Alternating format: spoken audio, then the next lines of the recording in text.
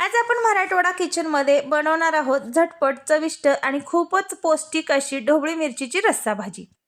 कमी तेलात जास्त चवीची ही भाजी बनते।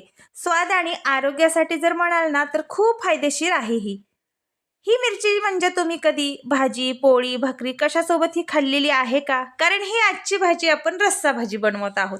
बनवायला अतिशय सोपी आहे। तर चला मग आता वेळ न घालवता आपण लगेच भाजी बनवायला घेऊया। सुरुवातीला इथे बघा या पद्धतीने मी मिरच्या घेतलेल्या आहेत। तर या चिरण्यापूर्वीच आपल्याला 1-2 पाण्याने स्वच्छ धुवून घ्यायच्या आहेत। कारण कोणत्याही भाज्या तुम्ही चिरण्यापूर्वीच म्हणजे अगोदर जर स्वच्छ धुवून घेतल्या ना त्या भाजीतलं जे जीवनसत्व असतं ते साईडला निघत नाही। आपल्या शरीरासाठी खूप ढोबळी मिरचीचे भरपूर असे फायदे आहेत। या मिरचीमध्ये भरपूर प्रमाणात विटॅमिन सी डी फायबर असते।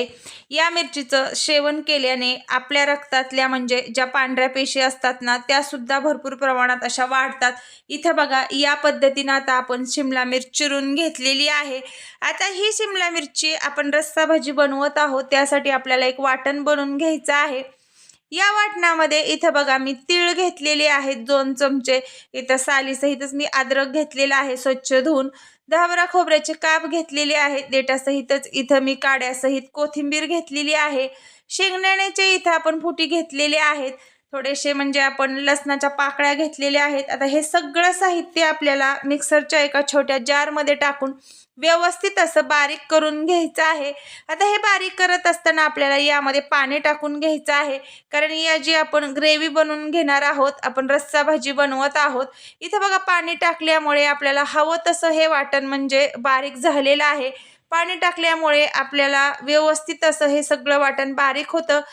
आता आपल्याला इथे तयारी करायची आहे फोडणीची। त्यासाठी मी एक पॅन घेतला, त्यामध्ये 2 चमचे तेल टाकून घेतलं आणि बारीक कट करून घेतलेला कढीपत्ता टाकला। जे वाटण बनवून घेतलेलं होतं ना ते सुद्धा यामध्ये टाकून गॅसची फ्लेम ही कमी करा आणि मंद आचेवर हे सगळं वाटण परतून घ्या।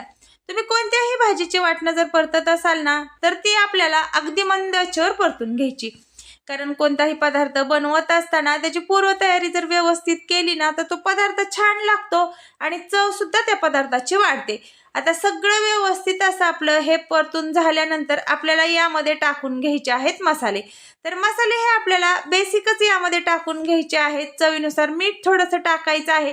इथे बघा 1 चमचा मी टाकलेली आहे धना पावडर, पाव चमचा टाकलेली आहे हळद आणि 2 चमचे टाकून घेतलेला आहे रेग्युलर भाज्याचा आपला काळा मसाला। जास्तीचे काहीही मसाले टाकण्याची आवश्यकता नाही। कारण जे वाटण आपण छान बनवलेले आहे की नाही त्याच्यामुळेच ही भाजी खायला सुद्धा छान लागते। आता हे वाटण तुम्ही इतर भाज्यासाठी सुद्धा वापरू शकता। कोणतेही मसाले परतत असताना त्यामध्ये थोडंसं कोमट पाणी टाकून मग मसाले परतून घ्यायचे। त्यामुळे अजिबात करपले जात नाहीत आणि भाजीची चव सुद्धा वाढते। आता तेल सुटेपर्यंत आपले मसाले परतून झाल्यानंतर जी आपण शिमला मिरची म्हणजे कट करून घेतलेली होती की नाही ती आपल्याला यामध्ये टाकून घ्यायची आहे। ही शिमला मिरची भाजी बनवायला अतिशय सोपी आहे आणि कमी तेलात अगदी जास्त चवीची ही भाजी बनते। स्वाद आणि आरोग्यासाठी खूप अशी फायदेशीर ठरते। तुम्ही जर कधी शिमला मिरची म्हणजे रस्सा भाजी जर बनवली नसेल ना तर एकदा नक्की तुम्ही मराठवाडा किचनच्या पद्धतीने ट्राय करा। नेहमी परत कधी तुम्ही जर शिमला मिरचीची भाजी बनवाल ना तेव्हा हीच मराठवाडा किचनची पद्धत वापराल। आता बघा आवश्यकतेनुसार यामध्ये मी कोमट पाणी थोडंसं टाकून घेतलं। किंवा तुम्हाला जर ही रस्सा भाजी बनवायची नसेल ना तर तुम्ही थोडासाच पाण्याचा वापर करून ही तुम्ही सुक्की भाजी सुद्धा बनवू शकताय। आता इथे बघा या पद्धतीने आपल्याला यावरती एक झाकण ठेवून याला हलकीशी वाफ घ्यायची आहे। त्यावरती भरपूर अशी कोथिंबीर टाकून घ्यायची। कोथिंबीर नेहमी कोणत्याही भाज्यामध्ये टाकली ना लगेच गॅस बंद करून घ्यायचा। तुम्ही पाहू शकताय कलर सुद्धा अतिशय भाजीला अगदी कमी तेलात कमी मसाल्यात छान आलेला आहे आणि खायला म्हणाल तर अतिशय टेस्टी अशी ही भाजी बनते। तयार झालेली भाजी मी एका बाउलमध्ये काढून घेतलेली आहे।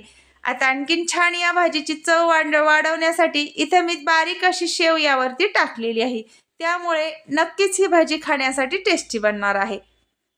कशी वाटली तुम्हाला ही शिमला मिरची भाजी ते मला कमेंट करून सांगा। तुम्ही जर नवीन असाल आपल्या चॅनलला आणखीन सबस्क्राईब केलेले नसेल ना तर लगेच सबस्क्राईब करा, बेल आयकॉन प्रेस करा। म्हणजे काय होईल मराठवाडा किचनमध्ये ज्या रोज नवनवीन पारंपरिक हटके पद्धतीच्या रेसिपीज बनतायत त्या तुमच्यापर्यंत पोहोचतील आणि या सगळ्या रेसिपीचा घरी बसून तुम्ही आस्वाद घेऊ शकताय। चला मग भेटू आपण परत एखादी छानशी रेसिपी घेऊन.